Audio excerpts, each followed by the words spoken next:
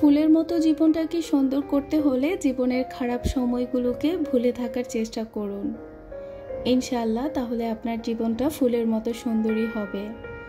জীবনে ভালো খারাপ সময় আসবে, তবে সব সময় খারাপ সময়টাকে ভুলে ভালো সময়টাকে মনে রাখার চেষ্টা করুন। আসসালামু আলাইকুম, আমি ঢাকা থেকে বলছি। Bangladeshi blogger Irin daily lifestyle ব্লগে আপনাদেরকে জানাই স্বাগতম। কাছে এবং দূরে, দেশ এবং দেশের বাইরে যে যেখান থেকে আমার আজকের ভিডিওটি দেখছেন, আশা করছি আল্লাহর রহমতে সকলেই ভালো আছেন। আমরা আলহামদুলিল্লাহ ভালো আছি। প্রতিদিনের মতো করে আবারও এলাম নতুন একটি ভিডিও নিয়ে। আশা করছি আমার আজকের ভিডিওটি আপনাদের কাছে ভালো লাগবে, তাই পুরো ভিডিওটি না টেনে দেখে যাওয়ার জন্য অনুরোধ করছি প্লিজ। ভিডিও শুরুতে আজ আমি এখানে আম নিয়ে বসে পড়েছি। আসলে সকাল থেকে তো এখন আর ভিডিওটা আগের মতো শুরু করতে পারি না, যেহেতু আমি এখন বাসায় খুব একটা থাকি না সকালবেলায়। তো সকালবেলায় সব কাজগুলো তো মাই করে ফেলেন, তার জন্য আমার আর কোনো কাজ করা লাগে না। তো এখানে স্কুল থেকে গরমের মধ্যে এসেছিলাম, তো ইচ্ছে করছিল যে একটু টক ঝাল কিছু একটা খাই, তো তার জন্য এখানে আম নিয়ে বসে পড়েছি। আর কাঁচা আম তো এখন একদম শেষ দিকে, বাজারও খুব একটা পাওয়া যায় না। তাই বাবাকে বলেছিলাম যেহেতু কাঁচা আম এখন একদম শেষ দিকে চলে এসেছে, যখনই পাবে একটু বেশি করে কিনে নেবে, তাহলে দেখা যায় যে বেশ কিছুদিন আমি খেতে পারবো। তো উনি সেটাই করেছেন, বেশ কিছু আম কিনে নিয়ে এসেছেন। আর আমগুলো অনেক বড় বড় ছিল, খেতেও মজার ছিল। আর বাসায় তো টক মা খান না, তো একা একা আমি নিজেই খাচ্ছিলাম। যদিও আপনাদের সাথে গল্প করছি, কিন্তু আপনাদেরকে তো দিতে পারছি না। আসলে টক খাবারগুলো কয়েকজন মিলে একসাথে বসে খেলে দেখা যায় যে খেতে ভালো লাগে, তো সেই উপায়টা তো নেই। একা একা বসে বসে খাবো আর আপনাদের সাথে বকবক করে যাব, এই আর কি।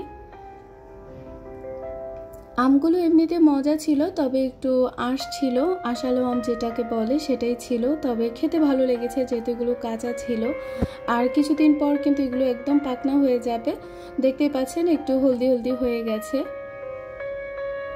আমি লবণ মরিচ নিয়ে বসিনি, তো লবণ মরিচ আনতে আনতে দেখা যায় যে এদিকে আমি খাওয়া অলরেডি শুরু করে দিয়েছি।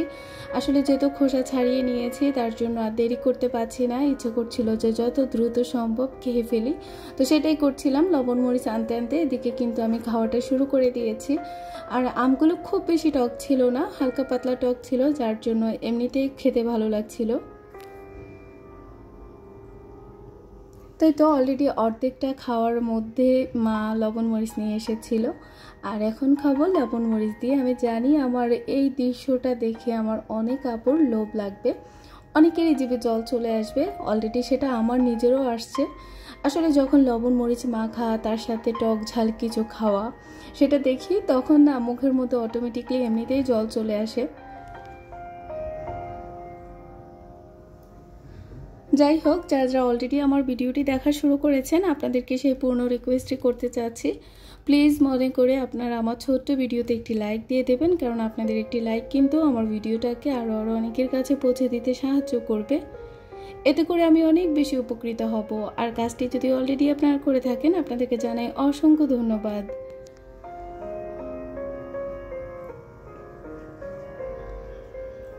এর মাঝে আর তেমন কিছু শেয়ার করিনি। সন্ধ্যাবেলায় ডাক্তারের কাছে যাব, তো ওইখানে আল্লাহর নাম নিয়ে রওনা হচ্ছিলাম। সাথে ভাবলাম যে আপনাদেরকেও একটু নিয়ে যাই। আসলে খুব একটা তো বের হওয়া হয় না। আর 100 ফিটের যে রাস্তাটা, এখানে তো প্রচুর পরিমাণ ধুলাবালি। রাতের ঢাকা শহর দেখতে আমার কাছে বেশ ভালো লাগে, আর সেটা যদি হয় রিক্সায় করে, তাহলে তার কোনো কথাই নেই।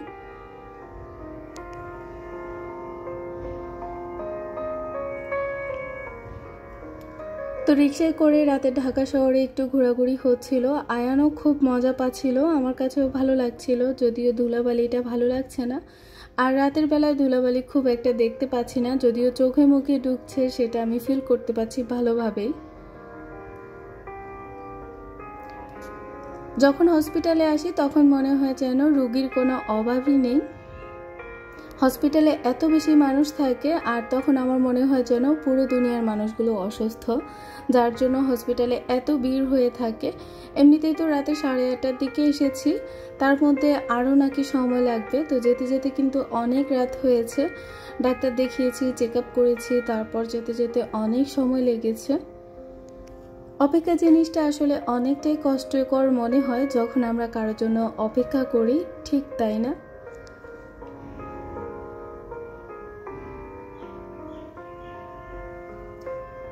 ডাক্তার দেখাতে অনেকটা সময় লেগেছে, তো ডাক্তার দেখানোর পর ওষুধ নিতে এসেছি। আর ওষুধ দোকানে এসে তারপর বেশ খানিকটা আমি অবাকই হয়েছি। এই দোকানে আমি প্রথম এসেছি, এর আগে আর আসা হয়নি। এটা নতুন বাজারের মুখেই নতুন দেওয়া হয়েছে, একদম নতুনই ছিল দোকানটা, এটা আমি কখনো দেখিনি। তো আয়না বাবা বললো যে আজকে এটা থেকেই মেডিসিন নেব। তো উনি ওইদিকে মেডিসিন নিচ্ছেন, আমি এদিকে হেঁটে হেঁটে দোকানটা দেখছিলাম। দোকানে কি কি আছে সেটাই একটু দেখছিলাম, ভালো লাগছিল দেখতে।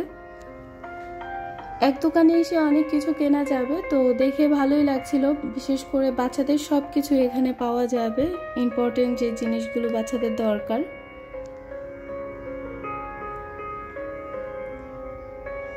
এখন যেহেতু আমি একটু ব্যস্ত হয়ে পড়েছি, তো আগেকার সময় দেখা যায় যে আমি রেগুলার আপনাদের সাথে ভিডিও শেয়ার করতে পেরেছি, তবে আস্তে আস্তে মনে হয় যেন আর রেগুলার আমি আপনাদের সাথে ভিডিও শেয়ার করতে পারছি না। হয়তো একদিন পর পর আমি আপনাদের মাঝে ভিডিও শেয়ার করব।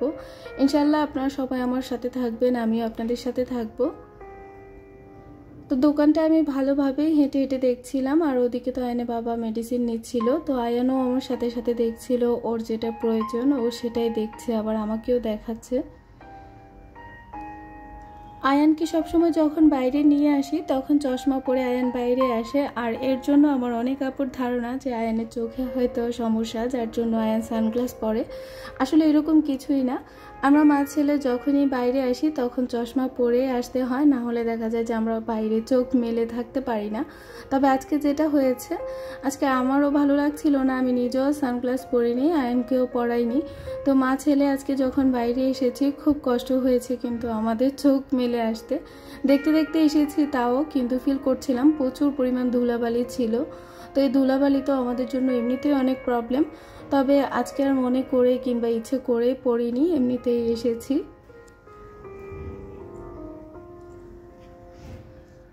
আমি জানি না এখনও কারা কারা আমার সাথে আছেন, আমার ভিডিওটা দেখে যাচ্ছেন, তবে যারা যারা এখনও আমার সাথে আছেন তাদের মধ্যে কেউ যদি আজকে প্রথম এসে থাকেন, আমার ভিডিওটা যদি আজকে প্রথম দেখে থাকেন, তাহলে আপনাকে ছোট্ট করে একটি রিকোয়েস্ট করতে চাচ্ছি, প্লিজ আমার ছোট্ট চ্যানেলটি সাবস্ক্রাইব করে আমার সাথে থাকবেন। পাশে থাকা বেল বাটনের অল অপশনটি অবশ্যই প্লেস করে রাখবেন, এতে করে আমার নিত্য নতুন ভিডিওটি ছাড়া মাত্রই নোটিফিকেশন পৌঁছে যাবে আপনার কাছে। আর কাজটি যদি অলরেডি আপনি করে থাকেন, আপনাকে জানাই অসংখ্য ধন্যবাদ।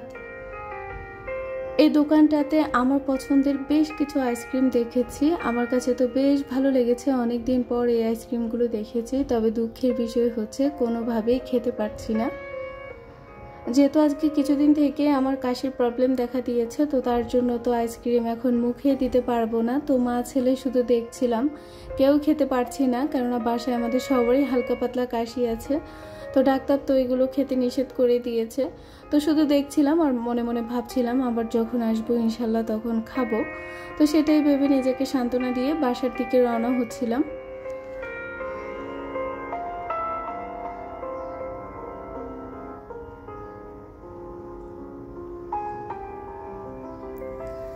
রাতের ঢাকা দেখতে সত্যি কথা বলতে আমার অনেক ভালো লাগে, পরিবেশটা নিরিবিলি থাকে, বেশ ভালো লাগে দেখতে। লাইটিং থাকে, অনেক রকমভাবে অনেককে দেখা যায়।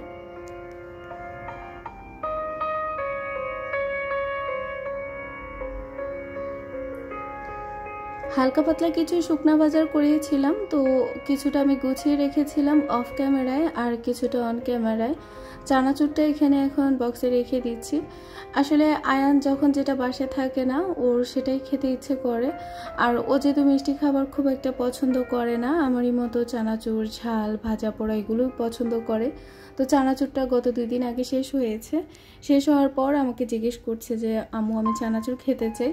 তো তখন কিন্তু আমার অনেক খারাপ লেগেছে, কারণ ওকে দিতে পারিনি। তো তারপর ওর বাবা তো শুনেছে, শোনার পর দেখা যায় যে সাথে সাথে নিয়ে এসেছে। আর এখানে আমরা যেটা করি, চানাচুরটা সবসময় বেকারি থেকে নিয়ে আসি, একদম ফ্রেশ যেটা পাওয়া যায় আর কি। ফ্রেশ তো সব কিছুই বলা হয়, তবে কতটা যে ফ্রেশ সেটা তো আমরা সবাই কম বেশি জানি। তো এই তো এখানে চানাচুরগুলো এখন আমি বয়মের ভিতরে রেখে দিচ্ছি।